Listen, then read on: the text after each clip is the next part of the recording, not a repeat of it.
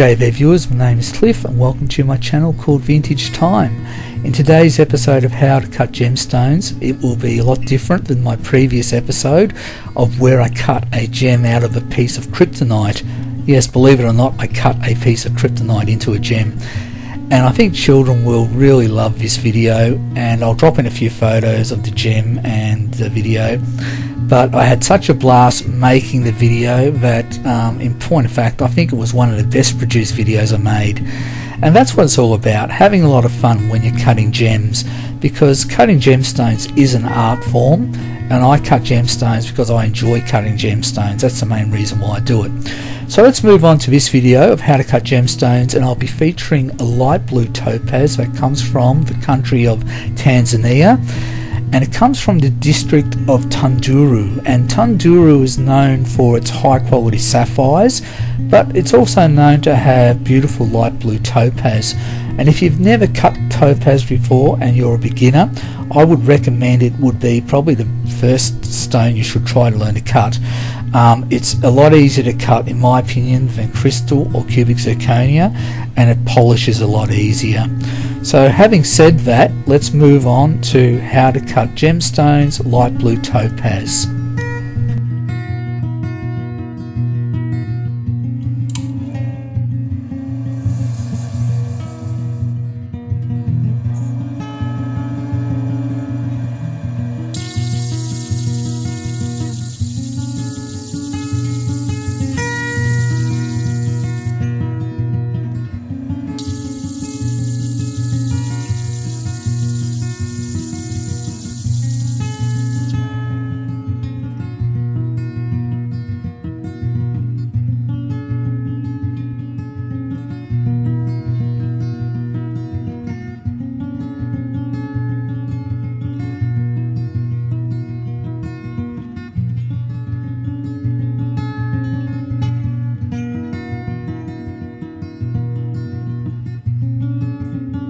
So the basic preform is now being completed, and I've removed one minor inclusion, and it appears that the shape I will be cutting will be an elongated hexagon. So let's weigh it.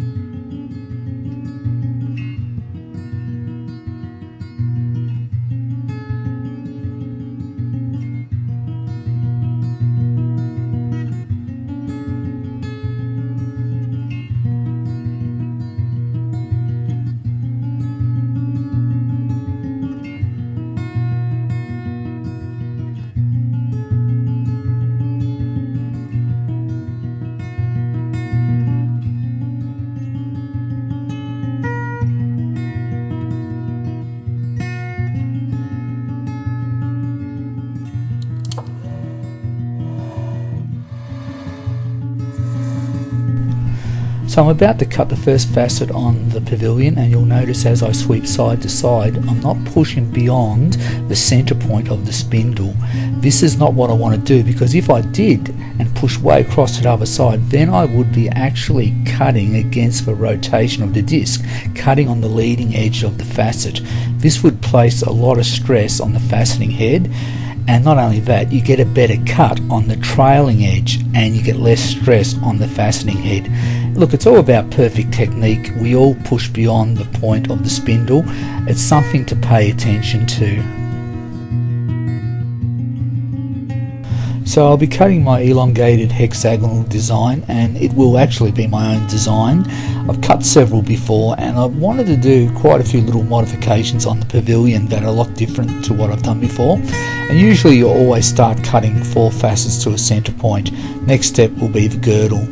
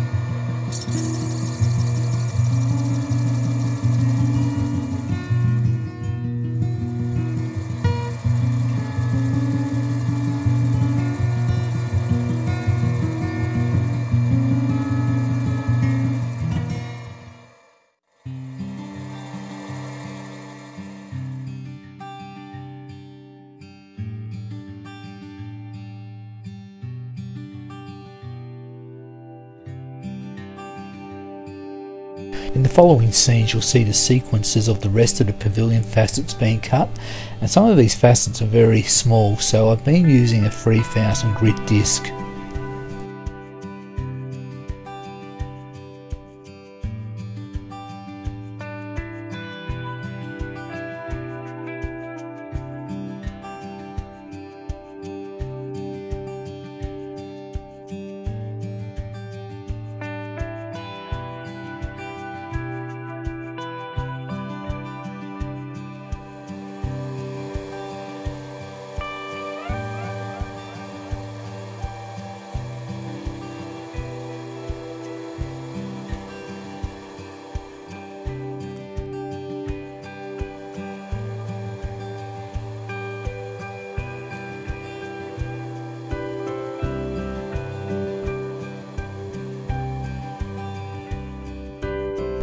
In the following scenes you'll see in sequential order that all the pavilion facets have been polished. What I've done, I've used a 14,000 diamond paste on a perspex slab first and did the pre-polish, and then I moved on to the 50,000 diamond paste on a perspex slab and I did the final polish.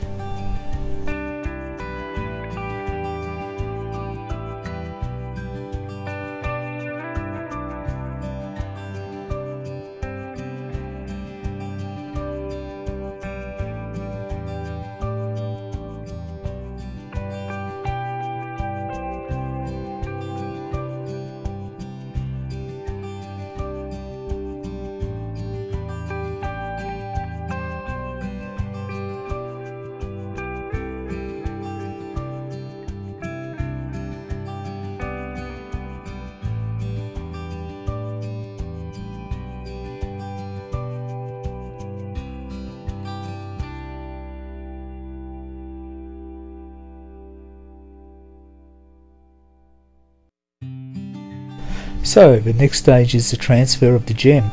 It's really important that you transfer the gem correctly by placing enough glue within the pavilion transfer dop.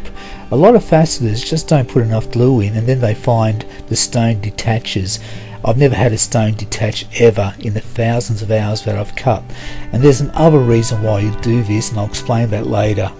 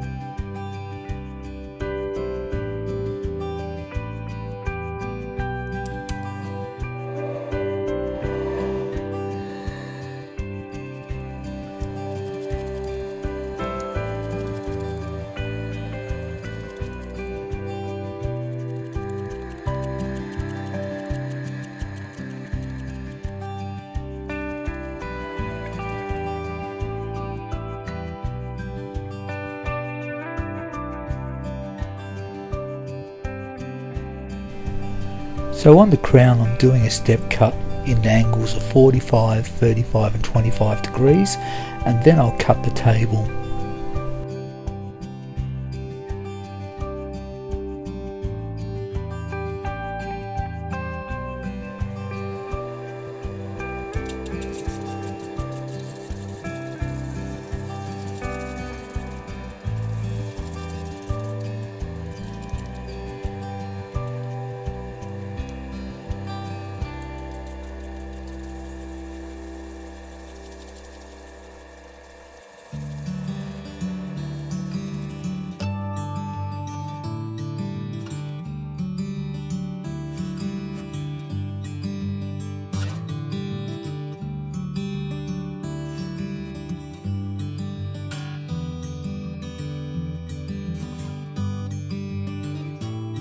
So this is rare footage that you never see in any of my videos. Here I'm cleaning out the pan before I start polishing, and the main reason is that contamination is the worst enemy of any gem cutter.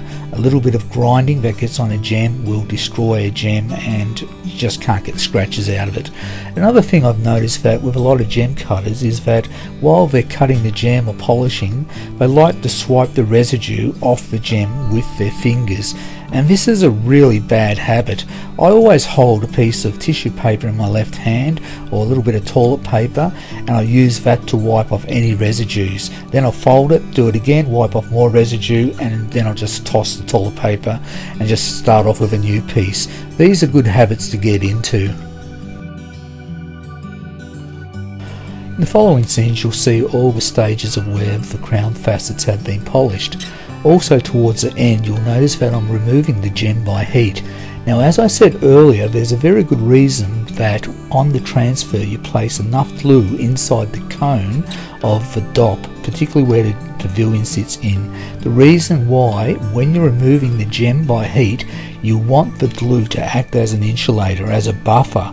If you don't, if you just place the pavilion straight into the cone of the dop with no glue inside, then as you heat it, heat will transfer through the dop and it could touch the sides of the gem, which means it could shatter the gem because of the amount of heat travelling into the stone. And that's the last thing you want, particularly on the final removal. Anyway, we're getting close to the end of this video and we do have the big final reveal. So it'll be over and out from me, and until next time, please like and subscribe. Hit the bell icon button if you want to see some future videos, because the next lot of videos will be a little bit different. But until then, take care everybody. Bye.